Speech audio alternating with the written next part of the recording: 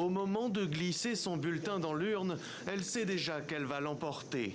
Voilà plusieurs mois qu'elle intensifie sa politique de répression et l'opposition a refusé de participer aux législatives. Alors en ce jour de scrutin, Sheikh Hasina a l'assurance d'une dirigeante qui, pour la première fois dans l'histoire du Bangladesh, parvient à conserver son poste depuis 15 ans. Il faut y voir aussi l'inflexible fermeté d'une femme de 76 ans qui estime ne rien devoir à personne ou presque. En tout cas, certainement pas à ses opposants du Parti nationaliste du Bangladesh, le BNP, qu'elle qualifie de terroriste. Je dois prouver ma crédibilité, n'est-ce pas? À qui? À qui? Un parti terroriste? Une organisation terroriste? Non. J'ai des comptes à rendre aux gens, au peuple. Que les gens l'aient accepté ou non.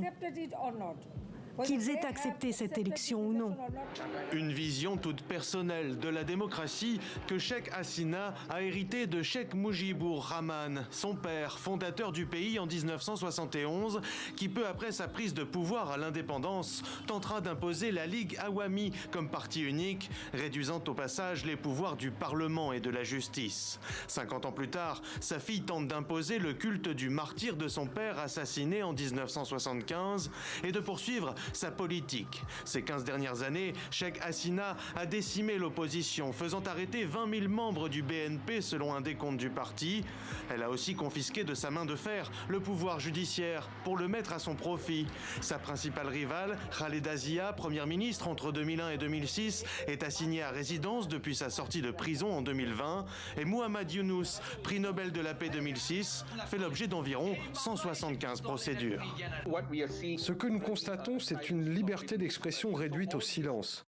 Tout cela s'est intensifié au cours de l'année dernière et nous avons donc abaissé la note du Bangladesh de réprimé à fermé, ce qui est la pire note dans la catégorie espace civique qu'un pays puisse avoir dans notre classement. Une dérive autoritariste que Sheikh Hasina tente de masquer grâce aux bons résultats de l'industrie textile. Elle représente 80% des exportations du Bangladesh et se trouve dirigée par bon nombre de députés ou ministres du parti au pouvoir.